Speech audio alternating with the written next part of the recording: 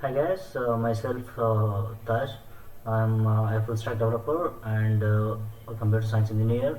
So in this series of videos, we are going to learn about HTML5 and some front-end development stuff. We are making this video because of some requirements and as someone as few of the candidates were asking about how to become a full stack developer and a front end developer. Based on their request, we are making this video. So these are the series of videos which comes every week. So never miss them. And without any delay, let's get started. And here is, you can see that it's a HTML5 for beginners, and it's a part 1 of front-end development course. I'll show you how to become a front-end developer. I'll show you the exact path, how it works, and which type of things you have to learn one after another. And here is the route map. As you can see, there are a few steps over here: 1 2 3 4 4a and 4b.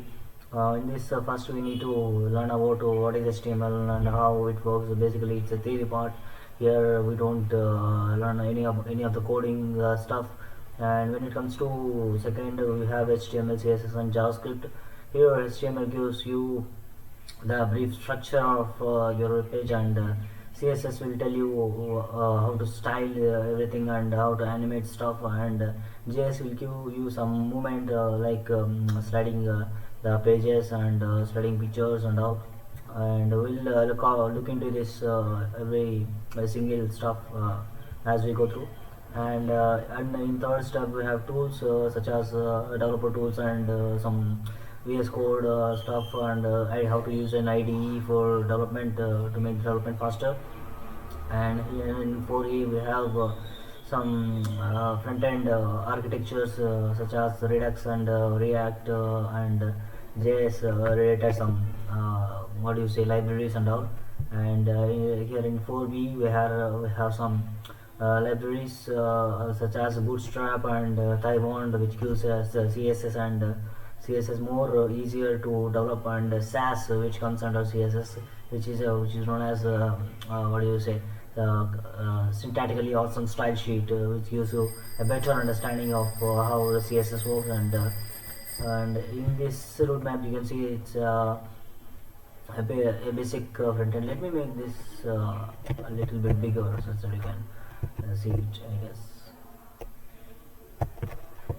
Let me make this a bit yeah. I guess you can see this now. So in basic front end, we have HTML, CSS, and JavaScript, which we cover in the next video. So now we are going to cover the HTML. And in front end development, we have what do you say, some frameworks like React, Angular, some other stuff, and we are especially going to see about React because it's way too easy to learn when you know JavaScript. And here we have some tools which we use for manage everything, and for easy writing of code. And here is some CSS frameworks such as Bootstrap and SAS, as I have said. And here is responsive designs, some use. And testing we won't cover. We'll see whether we are going to cover this stuff or not. Okay. And introduction to HTML. HTML stands for Hypertext Markup Language. As we can know, it stands for Hypertext Markup Language, and HTML is standard markup language for creating web applications. See, each and every web application is based on the HTML because it gives a skeleton which defines the HTML, and it is a standard web page as with the structure of the web page. And HTML consists of series of elements. You can see the elements like HTML tag and header tag, p tag, paragraph, an image, anchor tags, like that. We'll see each and everything in this video. And HTML elements tells the browser how to display the content, which means where to place an image, where to place an anchor tag, where to place headings. This all will be done by HTML. And setup, see, when we are going to learn something, we need to arrange some things. For that we need a VS Code. or any editor which may be Sublime Text or NetBeans, some other stuffs, because I recommend, highly recommend VS Code because it's lightweight and very effective code editor, and we need a browser. I recommend Chrome for this because Chrome has a great developer tools, and it makes it easier for debugging stuff and all. And it's a live server extension in case if you wanna if you don't want to refresh your page again and again when you make the changes. We'll see this live server, how to set up and how to use it. And here is a boilerplate. It's an old program. Simply we'll see how this boilerplate and what does this all do. So without any delay, let's go through, how do you say, go through it. And for that I am opening, let me tell you how to get the VS Code. And when you open the account, you go to Google and you type just VS Code, and you go to the first link, you say code.vscode.com and hyphen download. Here select your version. I am in Ubuntu. My system is in Ubuntu. You can select Windows or the respect of Mac and some other stuff. Okay, then just download it and click on next, and you will be done with that.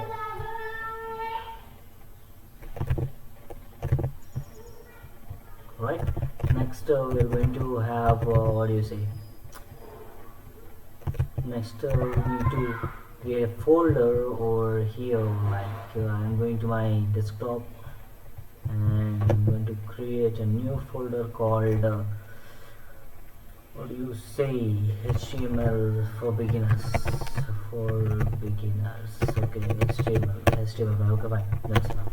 And I'm going to open this folder in a VS Code. So for that we need to open the code, VS Code. Yep, it will take some time to load because my system is running way more applications. Let's wait, guys. Yeah, it's up and running. So let me open the folder. Sorry, it's not open folder here. So let me cancel this and here open the folder, and it goes over HTML file. Yep, open it.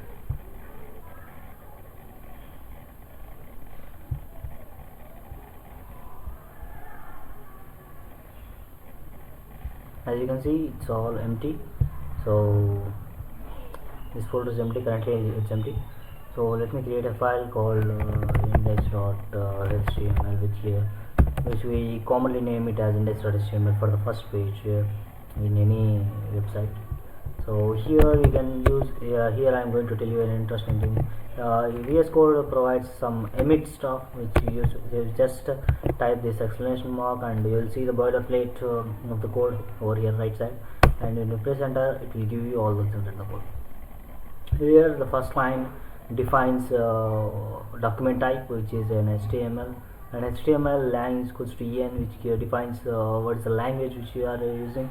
En means English, so we can change it to FN or French, some other stuff. And head tag, really head tag will consist of all the information, or what do you say, browser information which we need for to run our application. It mainly consists of CSS and JS files, as well as some CDNs and all. We'll go through it. And let me change the title as HTML5, which gives you something. Yep, that's fine. And it's a body. Whatever you content write, whatever you write between these body tags will be displayed over the browser. Not everything is displayed. This head tag won't be displayed. These private HTML etc. will not be displayed. Just whatever you will write over the body tag will be displayed. So for the extension, you can go through extensions and we'll search for a live server. Yep, here is the live server which I have installed. If you don't have, you go and install it. It's also have some millions of downloads, so you go ahead and install it. It will be better to use this. And let me save this. And here you can see when I right click, it will show you open with live server.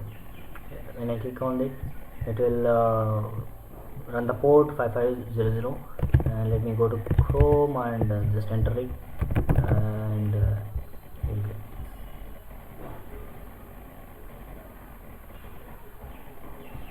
localhost 5500. Yep, it's up and running. Here you can see our fast and HTML page which is running over the web browser, which is index.html. Currently there is nothing more to show over here, so let's write some programmatic stuff, and you can go with heading 1 and hello, and just control page, and here it is. Let's go right, we are good to move. So that's it for now, guys. We'll see in the next one.